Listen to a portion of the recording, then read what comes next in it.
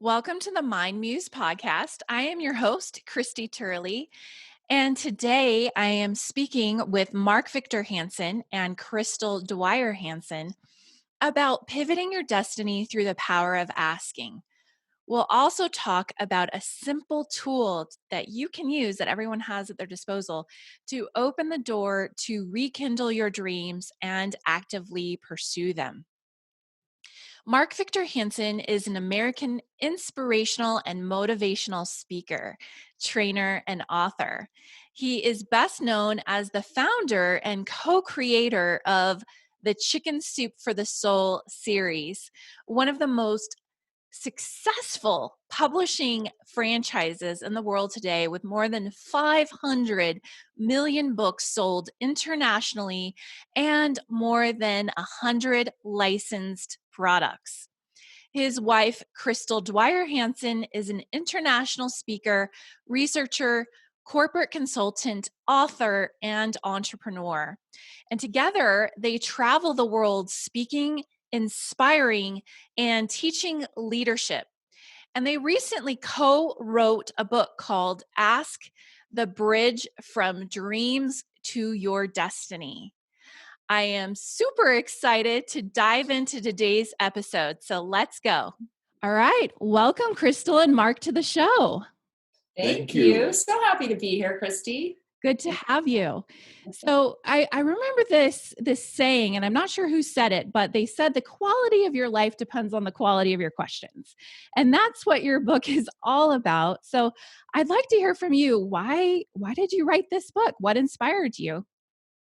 Well, we decided to write Ask because we traveled around the world to 80 countries, met all kinds of wonderful people, and they've got talents, they've got skills, they've got ability, they've got intelligence, they've got awareness. But the difference, he knows who just sort of showed up and those who become super successful in whatever their profession is one thing and one thing only. They had the ability to ask. They mastered the fine art and talent and skill of asking.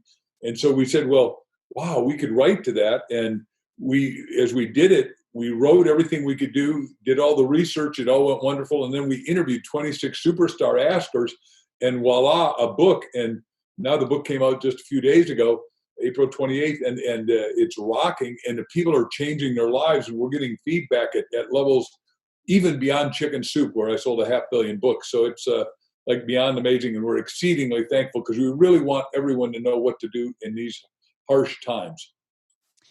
Yeah, it is so important. And these are disruptive times. And I feel like there's probably really no going back to normal. And Yes. the buzzword nowadays is pivot, right? And, not sure if this was on purpose or just great synchronicity, but one of the chapters in your book is pivot your destiny by asking. And I'd love to hear your thoughts on that, and why it's so important at this part of the game on as planet Earth, as we are here on planet Earth. Why do we do this? Why do we ask about our destiny? Right. Well, Mark and I both, when we started, talking about this book and the ideas for it, and why asking is so important, Christy. What we realized in our own personal lives is that at times when we've, crashed and burned or been in a really difficult situation, which all of us have. I mean, a lot of times people look at people like us and think, oh, it's been easy. It's been an easy road and nothing's ever happened. But that's never true. If you look at anyone who has any success or achievement, usually the road, you've had some really difficult times and some setbacks. And so for us, we knew that to be true. And as we look back on some of our most challenging times, we realized it was that ability to ask that brought us forward. And for me, that time for me was when I was very young. I was one of those kids who was, I found high school to be very easy, and I graduated at age 16. I accelerated my curriculum, graduated at age 16, and married my boyfriend, who was 5 years older than I. 2.5 years later, I'm in a city by myself with a baby on my hip, no job, no idea of what I'm going to do next, no friends and family. And so I applied for food stamps because that's all I could think of. And that day that I was at the grocery store ready to turn my food stamps over for the first time to the cashier, this epiphany hit me. And the first thing that happened was this huge question dropped into my mind. And I felt like there was a light shining over my head. All of a sudden, it was like this moment of truth. And the question was, first of all, how did I get here? And followed by a second question that was, are you doing everything you can to get out of this? Or are you taking the easy way out? And the instant my brain asked that question, I knew the answer. And I knew I wasn't doing everything I could to get out of the situation. So as I was turning those food stamps over to the cashier, I was saying to myself, this will not be my future. And I had so much conviction that I felt inside. And it was just this literal huge pivot inside of me that I felt so strongly. And I went home and I didn't have the answers. All I had were questions. So I kept asking, like, what could I do tomorrow to start making money for myself and my little boy? I signed up for, I'd heard about, temporary service agencies. And so I registered with those, and they would feed you different job opportunities every day. And I started saying yes to some of those. I was working in attorneys' offices, filling in, and, working at conventions, doing sales. And I really, through that process, discovered a lot about myself. I discovered I love business. I discovered that I love people, and I was pretty good at sales. So I decided to go through real estate school, got my real estate license, and literally a year and a half from the time that I was turning those food stamps over to the cashier, I was working for the largest home builder in our valley. I became the #1 realtor. And I had gone, in the meantime, approached a modeling agency, did some, and asked them if they'd sign me. They said yes. And so I'd done a couple commercials that went national. So Screen Actors Guild was paying me, great residuals and my insurance benefits. So it was just the biggest pivot of all time in my life. And it happened at a very young age, but I often thought back to that time. What would have happened had I not asked those tough questions? And even more importantly, had I not answered them honestly? And so I think for all of us right now, it's probably time to ask some tough questions. We're all sort of in a setback, a downturn, whatever you want to call it. It's difficult. Everything's changing. Everything's uncertain. That's when you need to start asking those tough questions and be able to answer them honestly. Yeah, that's a wonderful story. And I truly believe that we have pivot points that are huge, huge pivot points in our lives. And they can happen multiple times during our life. And then we have the small, everyday pivot points that can literally still change the trajectory of our life. It's like, you have a destined course, and 1 degree off, you could land in a totally different continent, So it's, yeah, the idea of these questions is so important. So as entrepreneurs, and a lot of us are working at home now, Right. you make the point in the book about isolation. And I feel like thought leaders, experts, speakers can be the guiltiest of being in isolation and not being bold enough maybe to ask because they're supposed to know everything. So what would be your message to them? What are they missing out on? Well, first of all, let me do a bold ask, and then I'll go and answer it. And I'm going to continue on the pivot story too. First of all, the bold ask is, I'd love everyone that knows 3 people or 10 people that are desperate, depressed, despondent, disconsolate, upside down, to not only read the book, but go give one to that person. Because if you help somebody else, you help yourself. That's just the law of universal reciprocity. It's not a law I made up, but my average chicken soup book in America had a pass along about 5, and India was passed along 12, and in China, where we've been for 22 years, it's a pass along of about 12 to 15. So sort of amazing, because I want multiple people to read the book, because the book will help them pivot. And what my whole life has been is that I've always taken adversity and turned it into advantage. And that's what we're recommending to everybody. Take adversity and see the opportunity in it, because the yin and the yang is crisis equals opportunity. Unequivocally, we are in the biggest, worst crisis ever. I mean, the crisis is not you and I and a few of us that are thought leaders, but 8 billion of us. Yeah. Now, what it's going to take is American entrepreneurial, that's a word you brought up, leadership. And as you know, I've written 7 major books I've written 309 bestsellers, but 7 major books on money, like 1 Minute Millionaire, where I want to create a million millionaires. And what we're saying is, look, And Crystal will say even more articulately, everyone's got infinite intelligence. And when I was in graduate school, I was with the smartest guy around, Bucky Fuller. Dr. Buckminster Fuller was Einstein's best student, and said, look, there's genius in everyone, and we get unplugged. And what our book does, it replugs you back into your genius, replugs you into your awareness, so you'll pivot and know the businesses that are going to make it. Because right now, this decade, 2020 to 2030, just like after the Depression, we're going to do not 50 billion, we're going to do 50 trillion, spelled with a T, dollars worth of business. And I've written about where all the money is going to be. Like one of the companies we're advisors to is QCI in Michigan. They spent $300 million, 20 years, figured out how to recycle every atom and molecule of metal back to metal, garbage, all garbage, right? 10,000 land dumps, water to water, plastic to plastic, glass to glass. These kind of businesses, right now, that one business needs 22 million Americans. Now, why you asked us about pivoting, whether you like it or not, the airlines have fired 2/3 of all their people. It's not that they wanted to. They squished out all the people. I set the alarm and forgot to shut it off totally. Sorry. For your show, and then I hit it and it just reconnoitered. Anyhow, all those flight attendants, all those pilots, all those management people know how to work. And it takes people like us on a podcast like this to say, pivot. You've got to go in a new direction.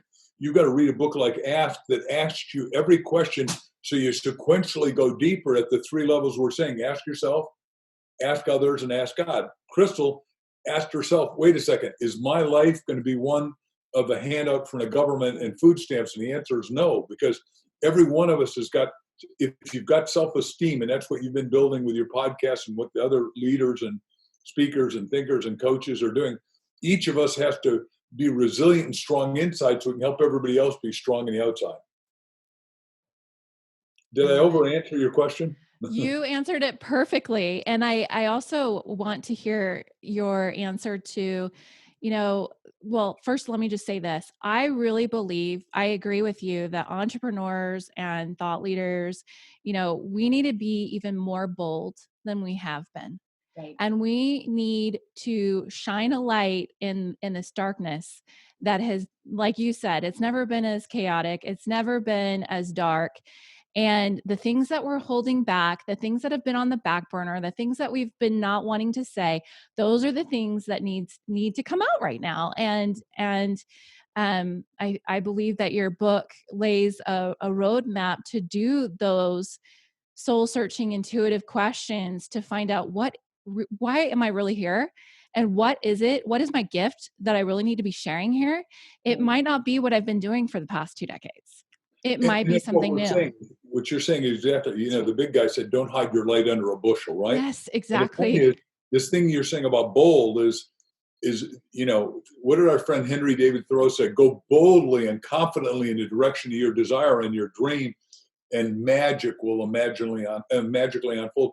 Our publisher called us up with a great heart and a great soul. We love this guy. And and he said, hey, look, here's what the reality is. All the bookstores are closed. They're going to stay closed. There's only one place to buy books. Now, if you want, I don't really want to do this, but we could pull back your book and go in October, and then you're against all the political conversation. We said, no.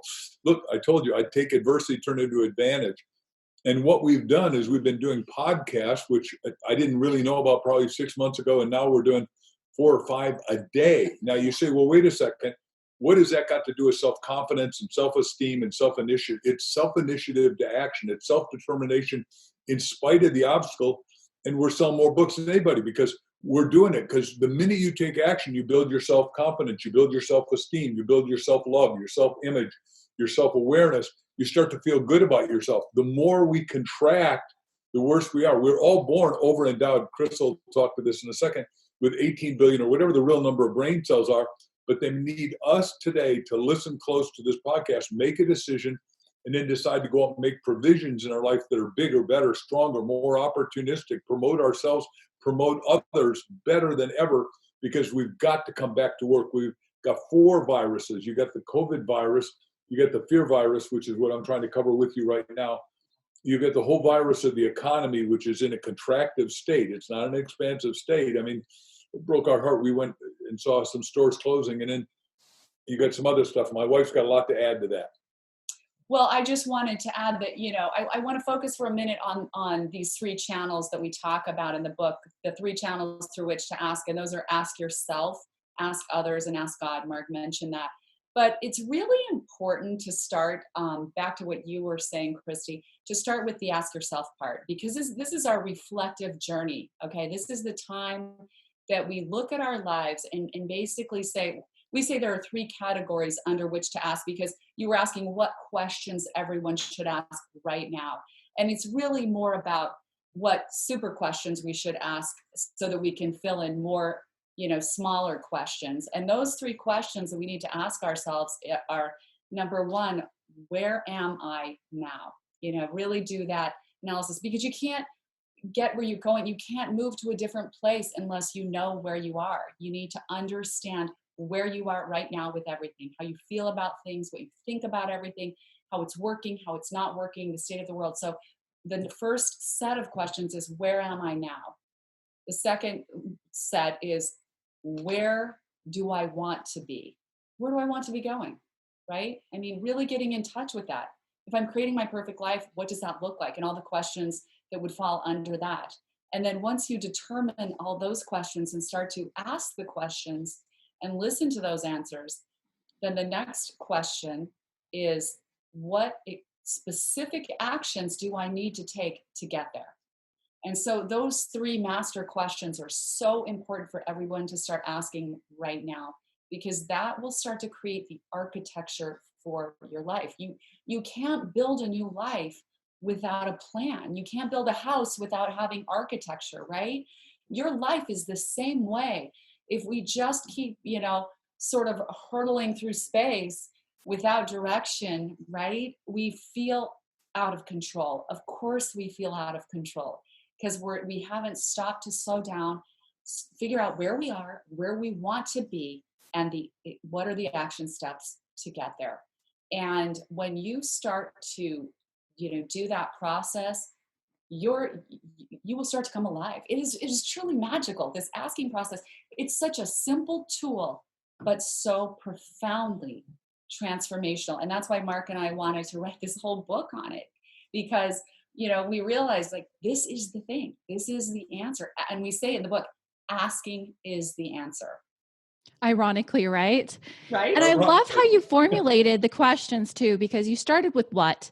We get tripped up when we ask why questions. Why am I here? That's a dead end road. Right. We will never get the true answer to that question.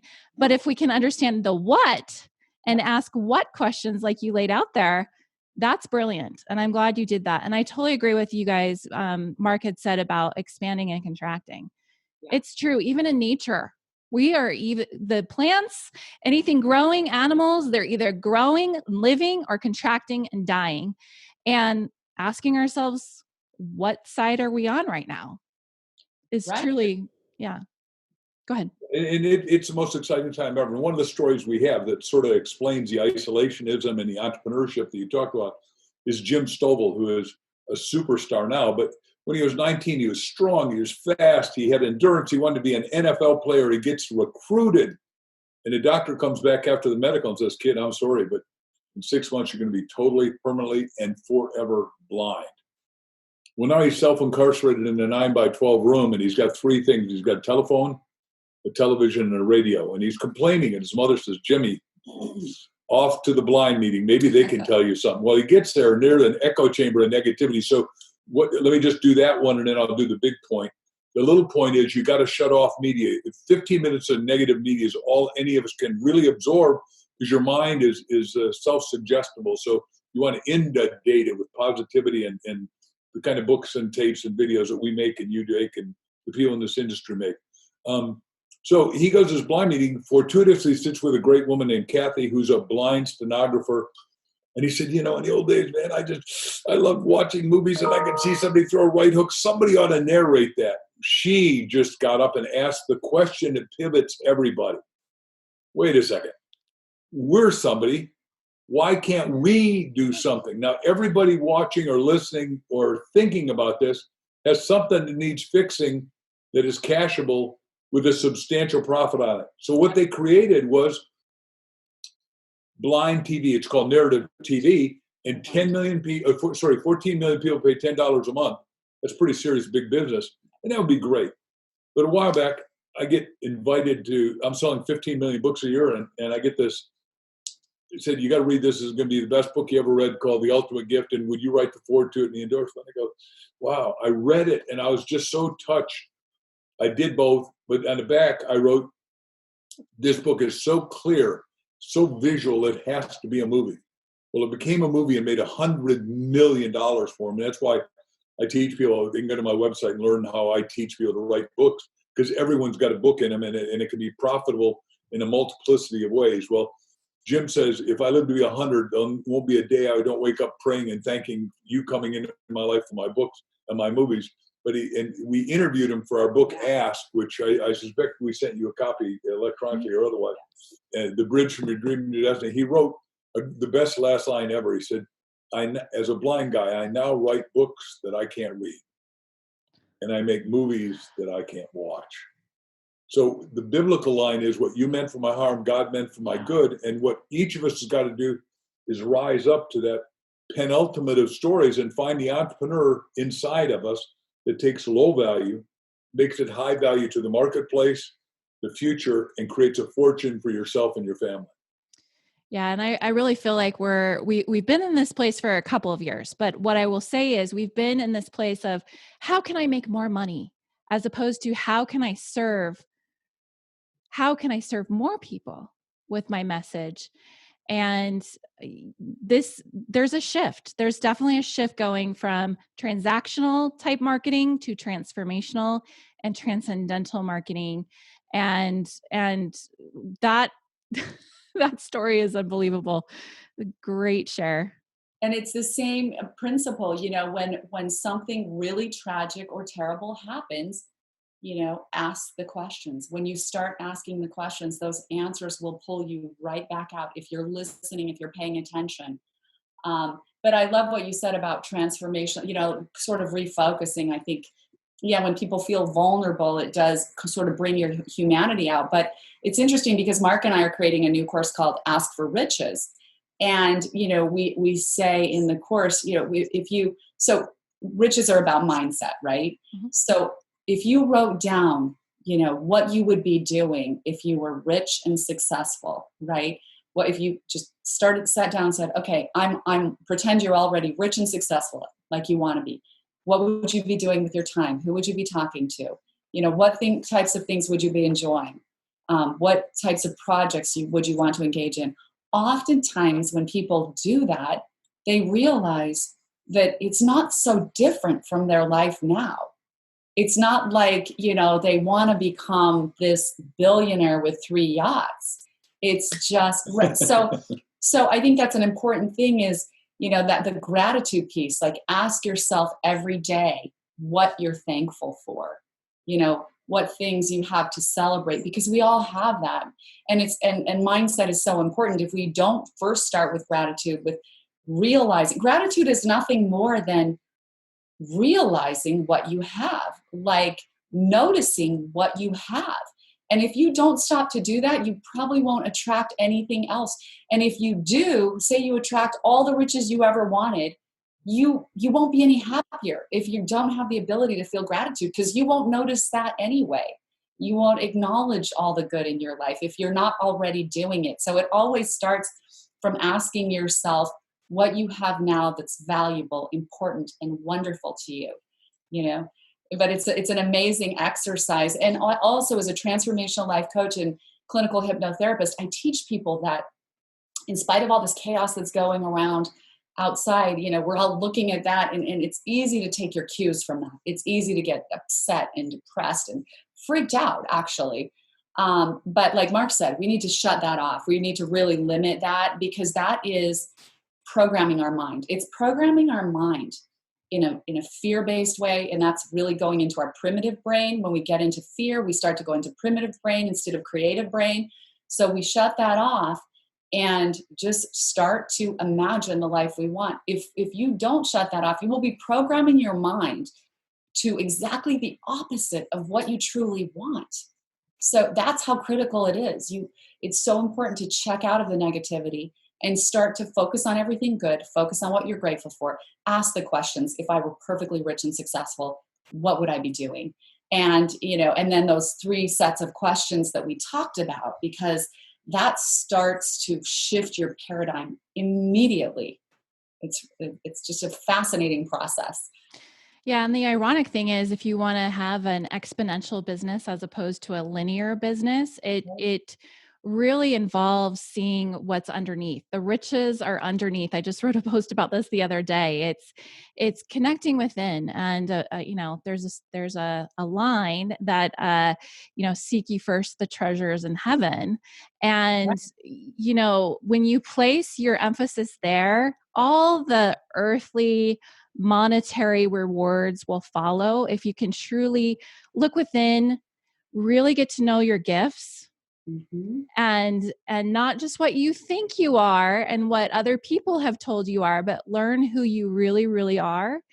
um there's definitely things you're not expressing yet in a message, in your brand, in your marketing, and it's so powerful. It's so powerful when you can put your emphasis on the right, uh, not that monetary is not right, but priorities, right? Priorities. Right. That's why the ask God part is so Yes. important, because what Mark and I discovered, we spend the first morning of our day in prayer and meditation. But my favorite question to ask is, God, what is the greatest expression for which you made me? Because when you do that, it's not just focused, you're not just focusing on you and what can I get and it's like, what did you make me for? What's my greatest expression for which you made me? And how does that fit into this universe? How does that fit into this sort of kingdom purpose, if you will? And when you do that, it actually makes you a lot happier, because it's not fun to be totally self-focused. It's not fulfilling when it's sort of like pulling, if you're focused with a camera on something really dark and bad, like a big bug or something, and then you pull the camera back and you see all the beautiful landscape and everything amazing around you. That's what the asking God part is like. How do I fit into this magnificent world, this magnificent plan? And how can I be that greatest expression for which you made me? And if That I is get, a beautiful question. Go ahead, Mark. yeah. So how does that work? We're saying ask yourself, ask others, ask God. And when Jack and I wanted the right title for Think and Grow Rich, we had the wrong title, but we had a great book, and ultimately got You mean for 144 chicken rejected. soup? Yeah, for Chicken Soup. I said Jack. You said think it grow rich. Think and Grow Rich, Napoleon Hill. Oops. I did not write Dr. Hill's book. I did not. I read it. Maybe you did. Maybe you were his muse on the other side. We don't know. By the way, I am for sure amused by him deeply, profoundly, and prophetically. So That's so that's funny. good. I never said that before. I don't think. How fast It am I wearing? happens. How It's fast? okay. Brain is moving too fast, right? You're thinking, It's Back okay. to Chicken Soup. So Jack and I said, how do you get to the depth, which everybody listening's got to go to the depth of, because the subtitle of our book, Ask, is the bridge from your dreams to your destiny. And so our destiny was coming up with the right title because we wanted to sell all those books. And so in our respective homes, Jack was in Santa Barbara at the time. I was in Newport Beach. Now we're in Scottsdale, but Arizona. But we asked 400 times, mega best-selling title, mega best-selling title, mega best-selling title, mega best-selling title. He calls me at 2:30 and says, Chicken Soup. I said, for the soul. We got it. We got goosebumps. We knew we had a home run title because Chicken Soup is what mom or dad gave you when you're sick to get well. And we thought the soul of America was sick. Now, what we discovered, obviously we sold 374 million books in China. The soul of the whole world is sick. The point is, everybody's got to ask God, what's your destiny for me? What, like Crystal's question. But if you ask it 400 times, you go into you permeate, penetrate, fill the inner spaces of your own mental inner muse. You attach to God, and God will come through. But you've got to be ready in the middle of the night, like we teach in a book, with pen and paper, because it comes at the most use. You go, come on, God, tell me in the morning. Don't tell me at 3 Right. a.m. I want to stay asleep. What are you doing? No, you are primed and ready in sleep because you're in that state. But I even have a waterproof pad in the shower because I don't want any more ideas going down the drain, right? right. Well, Oh, that's a great idea. I never Because heard of that. because when you're silent and still, whether you're in the shower or sleep, I mean sleep especially, because your conscious brain, Right. your beta thoughts have been shut down, and so you open up into that alpha sort of beta state, and everything can flood in, all this awareness that's available to us. God is always trying to talk to us. There's so much information. There are so many clues if we stay awake and alert and open to those.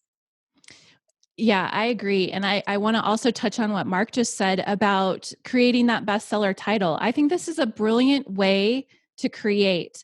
And I found, and I don't know if this is a term, but just I quantum create. So I imagine it's already been created. Like the bestseller has already been created. And I'm just asking my future self and God, like, what's the name of this product? What's the name of this book?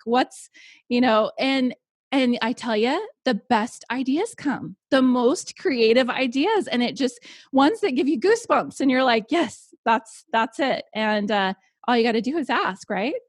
Yep, And absolutely. so, That's a perfect process, Christy. I love that. It's yeah, perfect. exactly. And the guy who really teaches the quantum and that better than any, the smartest guy he runs Google X, is a guy named, we've been on programs with him, Dr. Ray Kurzweil. And Kurzweil is partnered, obviously, to do Singularity University with Dr. Peter Diamandis, who's also a friend. But what he says about it is linear. What you're talking about is you take 30 steps and you're 30 steps ahead, right? That's linear. Exponential is 2, 4, 6, 8, 16, 32. But if $1, you start with $1 and you exponentialize it in 30 revolutions, it becomes $1 billion. And that's the times we're in. Our parents and our grandparents didn't have that available. 20 years ago, there's no billionaires, and now we got 2,894. And that's why when I wrote 1 Minute Millionaire, I said, back to your butterfly thing and transformation, is that we said, you cannot look at a caterpillar and predict butterfly, right? You can't do it. It's not in the cards, but butterfly is a universal symbol of freedom. And one level of freedom is learning to ask. Go deep in your asking. And that's why every school ultimately reveres one guy, Socrates, who never wrote a thing, but asked all the prevailing questions. And I used to think I was a Socratic scholar, so this fits pretty well. But a guy named Plato wrote down everything that Socrates said, and then he taught it to Archimedes, and Archimedes taught it to Alexander the Great, so he could conquer. They didn't ask the right questions. They thought they conquered the whole world, but they conquered just a little piece of it. That's awesome. Yeah, I love that. And it's so true when we're in this life of creating our destiny, it you definitely have to ask those questions and really, ask yourself too, like, what are my dreams? I think a lot of us have just been along the path and we've forgotten them. We've forgotten what, our 10-year-old self said, Oh, or what we enjoyed doing when we were a child. And a lot of times the clues are in our past. it's so true. And I'm glad you brought that up, Christy, because in the book, we talk about the 7 roadblocks to asking. And all of us have at least one of these roadblocks, if not more. And those are unworthiness, which is just, childhood conditioning that kind of makes us feel like we don't deserve more. Naivete, we just grew up and just literally aren't aware of what's possible because we weren't exposed to it before. Doubt, where we just have this subtle doubt that like any good is going to come from asking, even asking others. Excuses, which are really about sort of that stubborn pride. You've known people who are like, no, I don't need any help. No, I can figure this out. I've got all the answers, right? And so just from this, they just make these excuses and it's all just pride. It's just stubbornness. And they're leaving so much on the table, when we do that, when we get into our pride and our stubbornness. Fear is the next one, which is just like the sheer terror of rejection, basically, and I think that comes down to human beings' need for love. We all need love and approval. And some people they're so fearful of that rejection because they feel like somehow they're losing love. And the next one is pattern paralysis. How many people do you know that just get stuck in this pattern and you're looking at it and going, that doesn't work. Why do they keep doing the same thing over and over? Never questioning the pattern, right? It's looking at our patterns and going, wow, I am paralyzed into this paradigm by my own pattern paralysis. And the last one is disconnection. And for me, that is one of the saddest ones because that is really about disconnecting from the dreams in your heart, sort of giving up on those dreams. It's sort of an apathetic state. And that's tragic. None of us should give up on the dreams in our hearts because we're here to fulfill those dreams. We're here to unlock those dreams and to start crossing that bridge to our ultimate destiny. So we have some amazing stories around each of those roadblocks. And I think it's funny when people read those, they see themselves in those people who shared those stories. But that is the way we start to heal. And it just starts with awareness. Awareness is like a gigantic gate that opens up a new possibility, a new potential. And that's why we love the use of stories. I mean, stories are metaphors for our own lives. They're like a pattern that we can follow. And so I think the stories have been really powerful for a lot of people throughout the book.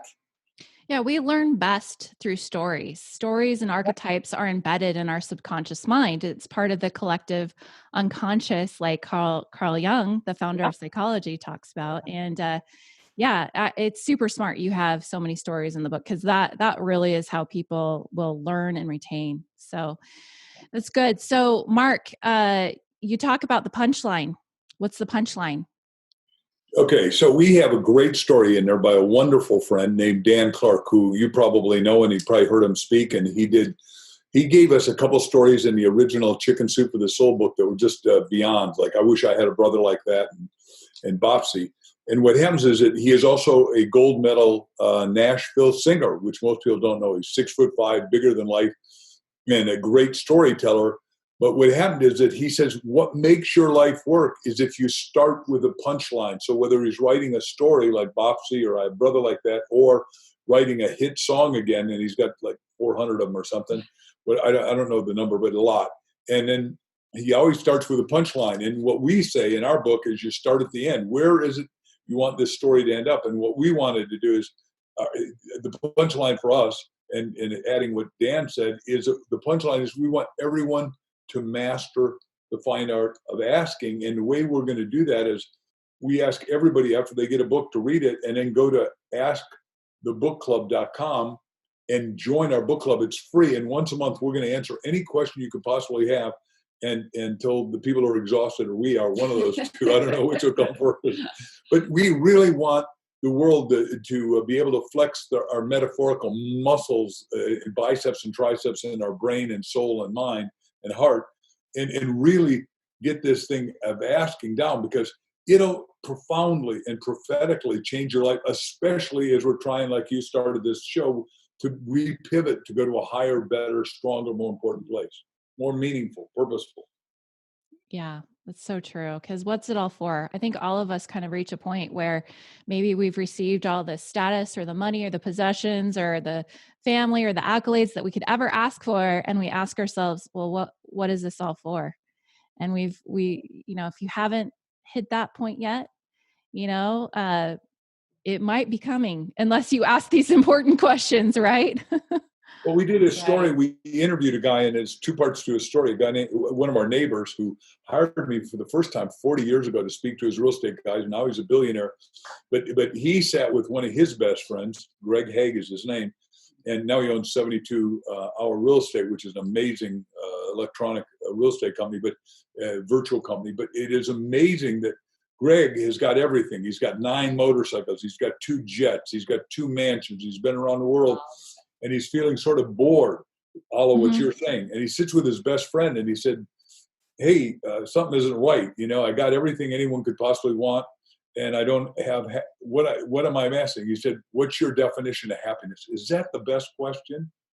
So good. So Greg said, well, I don't know what my definition of happiness is. So do you have one? And he says, yeah, happiness is being passionately on purpose about something that is meaningful, insightful, and beneficial to you personally. And every day you got to wake up and reignite that. And that's why Crystal said every day we wake up and together we do out loud, verbally, an hour of prayer and meditation. Second thing that happened with Greg, though, because he read our book, read this story about Bob Proctor, and we can go into that if you want. And all of a sudden he saw his own lack of self-worth when he was little. He said, and he called, we're on with all of his people, like around the country. And he's got a big company. And he said, would you talk to all my people about ask? And we did it. And he said, he came back while we were interviewing, he said, I just got it. In 8th grade, I weighed 200 pounds. Now he's a beanpole. He's tall and skinny, but very fit. He exercises very diligently, a wonderful guy.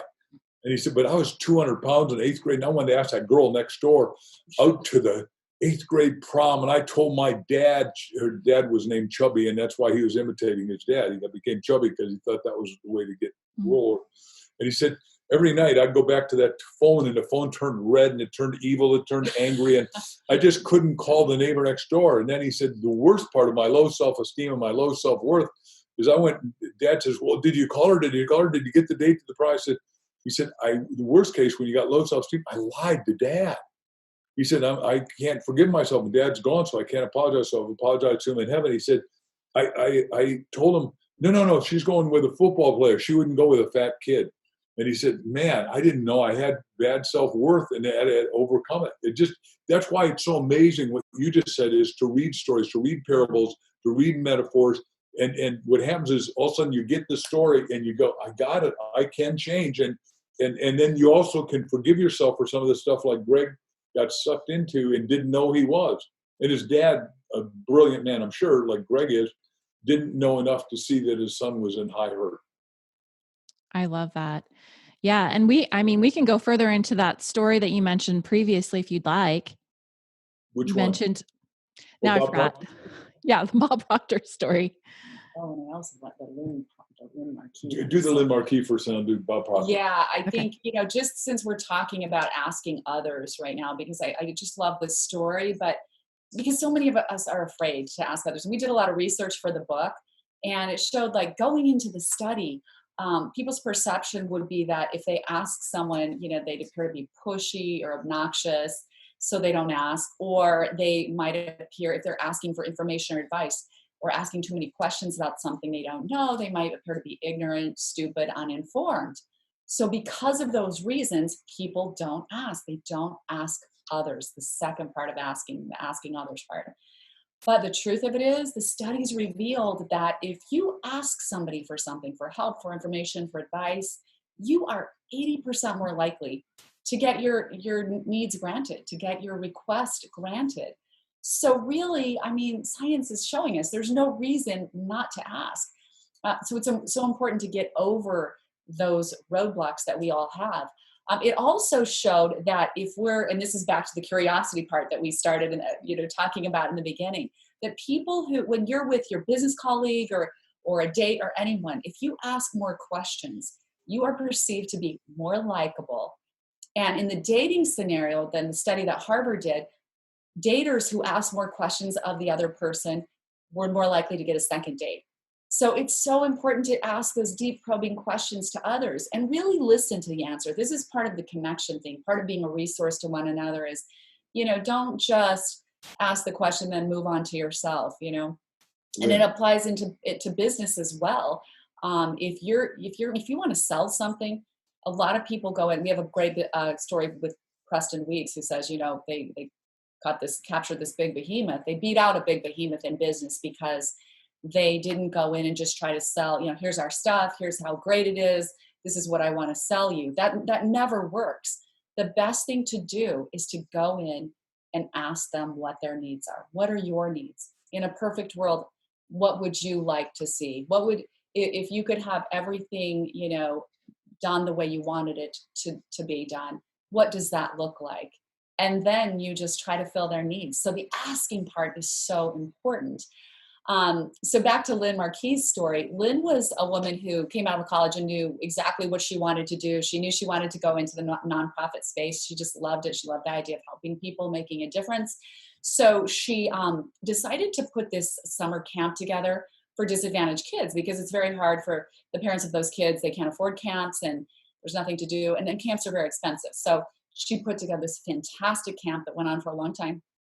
But it was expensive. It was $5,000 per child. So she finally made an appointment with the richest woman, the wealthiest woman in her town. And she was so excited, but so nervous. This woman controlled like a very large family trust. So she showed up in the woman's office and she was so nervous, so visibly nervous. She said, I was physically shaking. I couldn't hide it. So I just said to her, look, I'm so honored to meet you. And I'm really nervous. I just have to let you know. And the woman was very kind. She's like, oh no, just, sit down, put her at ease. We're fine. Just, tell me what you have going on. So she told her about the camp, how wonderful it was, how much it would help the kids, how, it could have really improved their lives. And the woman said, okay, so how much are you asking for? And she got really nervous again. She goes, well, I'm asking for, she stuttered. She said, I literally stuttered. I said, for $5,000 because, it's expensive. That's how much it costs to take care of each kid. And the woman said, okay. And how many kids do you have? And she said something like 285 or something like that. And she goes, I'd like to underwrite all of those kids. And, it's just such a beautiful story because she could have been so scared that she just decided not to do it. Like, I'll never be able to do this. This is too big. This is too intimidating. But sometimes we're going to feel that fear, and we need to step on that fear with courage and just ask anyway, because you have nothing to lose and you have everything to gain. And we're each other's best resources. We might as well give ourselves the opportunity to grant one another's wishes. I love that. Yeah. And curiosity is so key even now. When you see people fighting on social media, my way, no, my way, no, my way. I mean, if you could just ask, well, why do you think that way? How would this look if it looked differently? Just like you were saying, we'd solve so many problems so quickly and disperse any anger and negativity just by being curious. And by the way, when Love you that. ask the question, Earl Nightingale, I got to tour all of Asia with him, and he was the guy who created Nightingale Conan. I got a lot of tapes that are audios that I love, the company. And Earl said, if you ask most people what they think, they would be speechless. So a lot of those people you ask, well, why are you so mad? They've been infuriated and they don't even know why. And it can't go deep on why they're infuriated, Right. what they're infuriated about, which will wake them up to start studying it, which is why we want everyone to read Ask and then really do the work, because all of us have limitless possibilities, but you've got to be positive to get to them, not Yes. negative. And America has got its foibles, but we still got the best system ever for everyone, black, white, red, or yellow. It just is a great country. And that's why nobody's trying to swim from here to Cuba, I promise you. But a lot of Cubans are trying to, I don't know what your ethnicity is. I don't think it's Cuban, but very few people are trying to swim here. Yep. It's so true. And the American dream is still alive because it lives within us, and it's up to us to protect the infrastructure that guards that. So yeah, very cool story too. Gosh, that was $5,000 times 285 people. Right. Yeah. And She said, blew "Sign her me up." away. So blew her away, and she had no idea that her wish would be granted to that size. So it just I just love that story, because we should always just never hesitate to ask. You might be rejected. We're all going to be rejected, but you also might have something fulfilled beyond your wildest dreams. So don't hesitate to ask. Yep. And like that metaphor of the asking it shall be opened, the doorknob is on your side. It's not on the other side. It is up to you.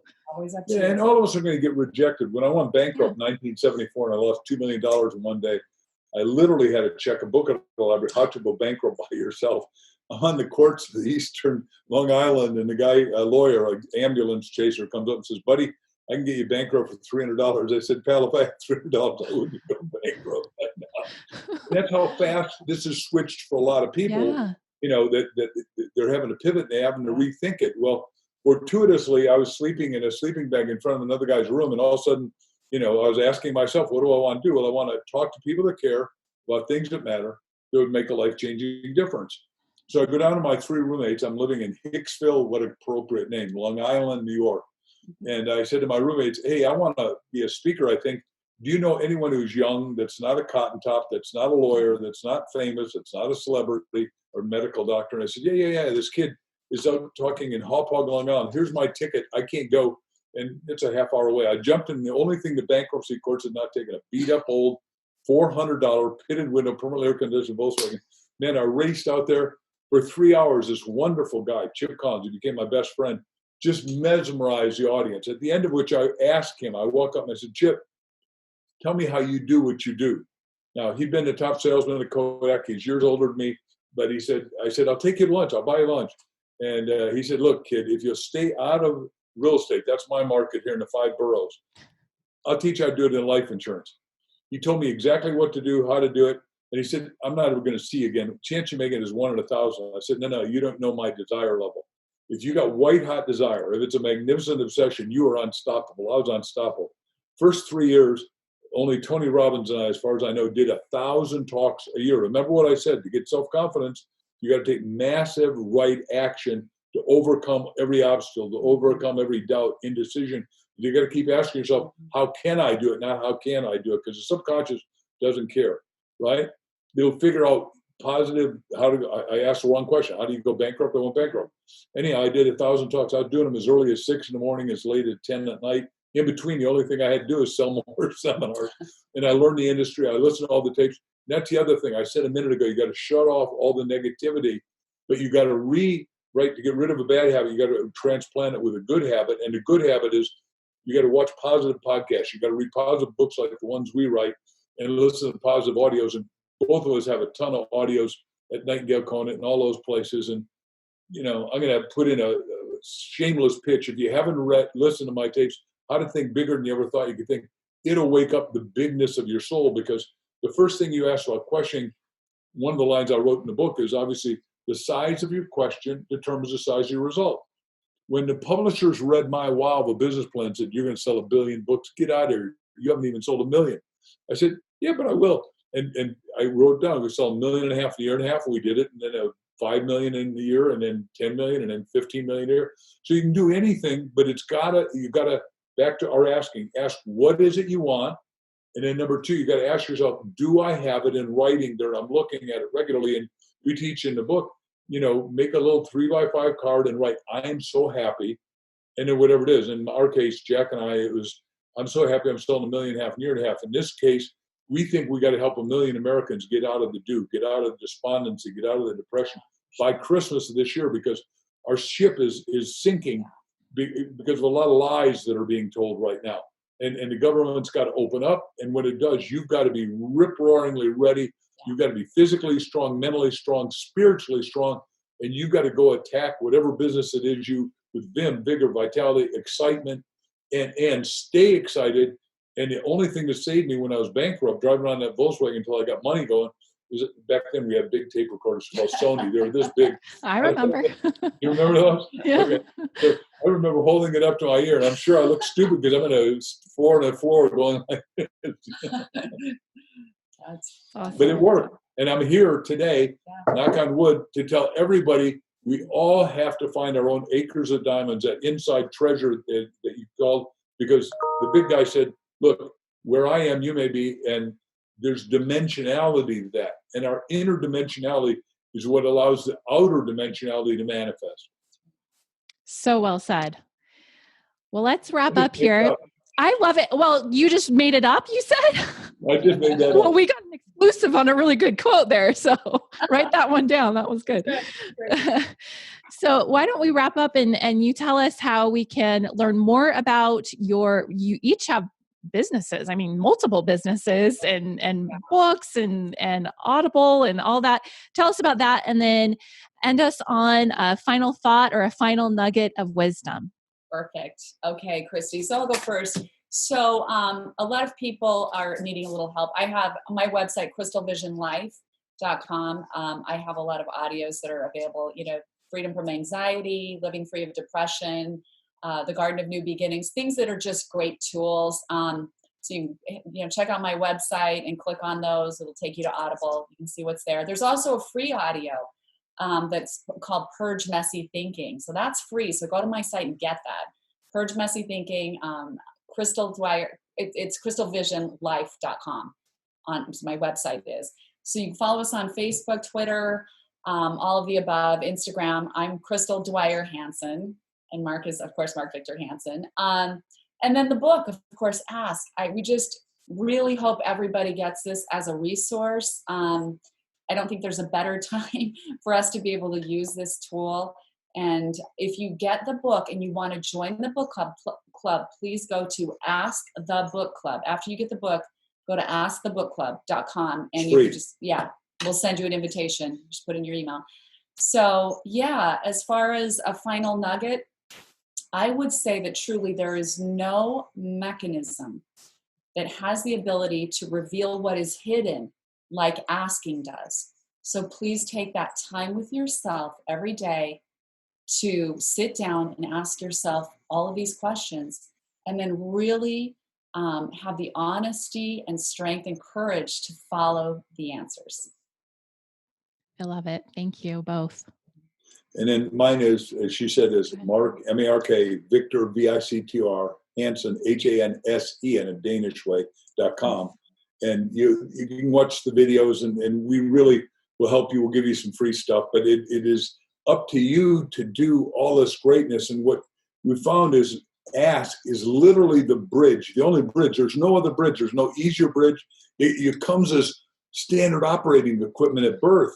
And yet, until we've written it so people could see it and we are broadcasting it, people are going, holy cow, I can ask how rich I want to be. I can ask how healthy I want to be. I can ask how happy I want to be. I can ask how the relationship. I mean, after I went through a very painful divorce, I wrote down I asked myself, what do I want my idyllic woman?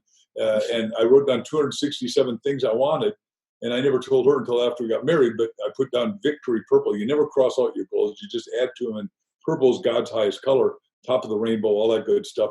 And the electromagnetic spectrum, we can go on and on. But the fact is, she was 267 out of 267. And it comes true because you figure out by asking, what do you want? And by putting it in writing, visualizing it. And then that secret ingredient is you got to take ACTION, action, to go manifest it. And just, we want everyone to get a copy of the book. This is what we think it's got one of the more romantic covers ever, which, it is a divinely Amazon, inspired book. yeah. Oh, you got to go to Amazon Books and get it. Yeah, we'll put that. Bookstores are closed. What's that? We'll put links in the show notes for people as well. Thank you. Yeah, unfortunately, not a lot of bookstores are open, or they are or aren't or whatever. So Amazon's always the best place. Beautiful work. Thank you both for being on today. Our pleasure. Thank you, Christy. It's been such a pleasure.